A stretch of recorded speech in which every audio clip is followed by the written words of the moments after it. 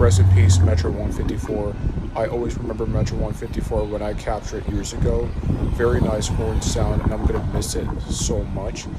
It is very upsetting and heartbreaking to me that I'm gonna miss Metra 154 since it was a very nice engine with very good horn show, just like the other horns on Metra F40PH-2 models that they had, and now it's just different without them.